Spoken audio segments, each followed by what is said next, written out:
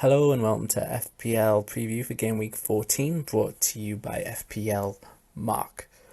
We've just emerged from a midweek round of Premier League games. As you can see from the results, the standout result was Liverpool beating Spurs late on, thanks to a Roberto Firmino header, which Tim Sherwood did not see coming at all. If you haven't checked that clip out, please do.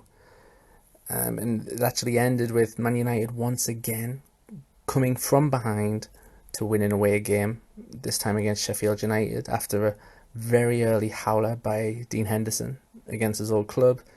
Chelsea lost their second away game in 72 hours against Wolves. Man City disappointed not only their own supporters, but all of us Kevin De Bruyne captainers by only drawing at home at West Brom. And Leeds demolished Newcastle 5-2. Believe me, that score was very generous on Newcastle. And, there were a couple of 0-0s in there involving Aston Villa, Burnley, Fulham and Brighton. As for my team, it didn't feel successful at all. It felt pretty bad when you captain De Bruyne against West Brom and he blanks, when Fernandes blanks against Sheffield United and Grealish does similar against Burnley.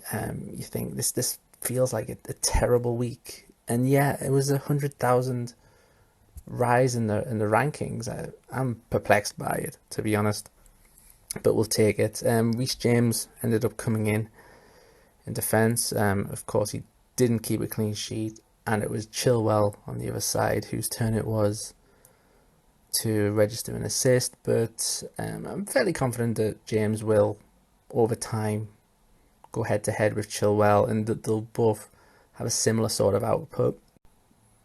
Tuesday brought the biggest announcement of the week, just before the deadline closed for transfers and team selection. It was announced that some games had been moved from game week 18 to 19 because of FA Cup third round, TV schedules, things like that.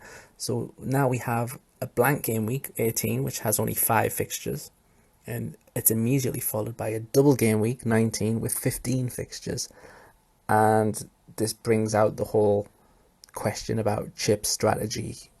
Do you use your free hit, your bench boost, wildcard, etc.? And it really does depend on whether you've already used your wildcard. In my situation, I, like many others, have already used their wildcards, so the fixtures don't appeal in game week 18. In all honesty, I would not be excited about using that as a free hit week. But what we know is there will definitely be a second big blank game week, and that'll be in the springtime, game week 29. That'll be a similarly big blank. So the free hit is probably best used on one of those weeks. But what we don't know is, even though we know there'll be a future big blank game week, we don't know if there's going to be a future big double game week, because the matches that will be rescheduled on that FA Cup quarter-final weekend, they are most likely to be placed over various game weeks, little by little. And that's kind of frustrating for the chips, but you could say that 19, you could free hit in game week 18, of course, when there aren't many players playing. It's a good way to sort of gain points and gain rank on the casuals who are just going to play with 4 players. But if you want to be really proactive about it, game week 19, you could really stack up on double game week players. Of course, you wouldn't be able to free hit and bench boost in the same week, but if you're a manager like me, every transfer is precious right now. Every bit of the budget is precious right now. I don't want a second goalkeeper who costs money. I don't want a 5th defender who costs money. And there's nobody at those price points who's actually going to play. So I'll probably use bench boost in game week 19, because it's almost certainly going to be the best time, probably the only time to use it this season. But it won't be with 15 players. It'll be maybe with 12 or 13. I don't like that chip, in all honesty. But I'm sure as we get closer to those 2 weeks, there will be even more discussion on chip strategy. If any of the postponed games from earlier in the season, will they be placed into that gap? As for this weekend, the standout game is probably Tottenham at home to Leicester, but Man United versus Leeds will be a fiery encounter. It's been a long time since these two rivals have faced off in the league. From a fantasy perspective, Chelsea at home to West Ham. Traditionally, I think that looks an exciting game for Chelsea assets, but West Ham looks so good under David Moyes that that game could go anyway. Really, there's no real standout game. Newcastle are at home to Fulham, so Callum Wilson's owners will be very excited for that. But there's a lot of evenly matched encounters to go.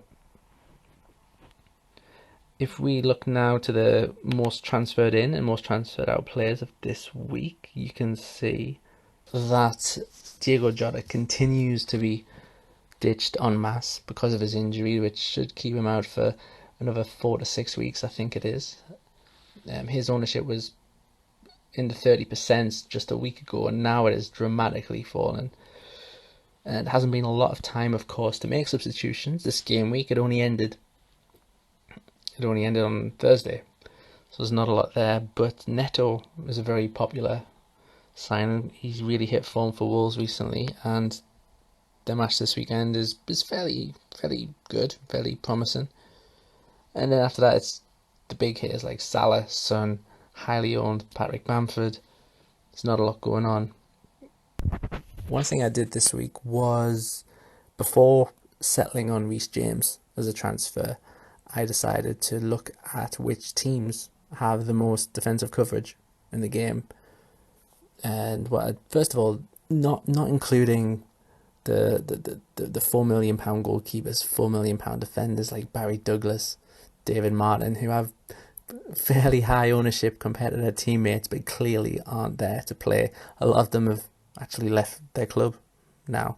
Discounting them, who are the three most highly owned goalkeepers / defenders in their teams right now? And you can see Chelsea by far are covered by most, and I think that was why I settled on James, just because it wasn't nice going into a week not having a Chelsea defender when so many managers do. So in terms of coverage, yes, Chelsea already got Southampton, Villa, Leicester, although James Justin, is probably time to sell him.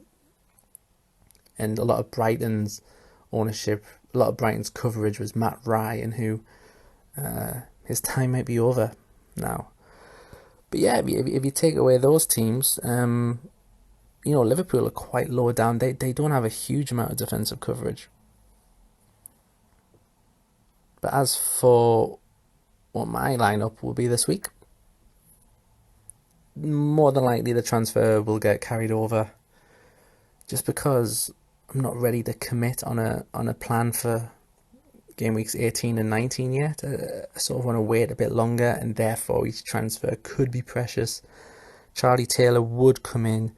It was annoying that he got a second clean sheet out of his system against Villa. I feel like, save them a few weeks, Charlie, man. Save them till I have you. Captaincy, probably Bruno. I don't think that's going to change. 3-5-2. The two big players I'm without are Kane and Vardy. They go up against each other. I was very happy to see them both blank in midweek. I'm sure it won't happen this time.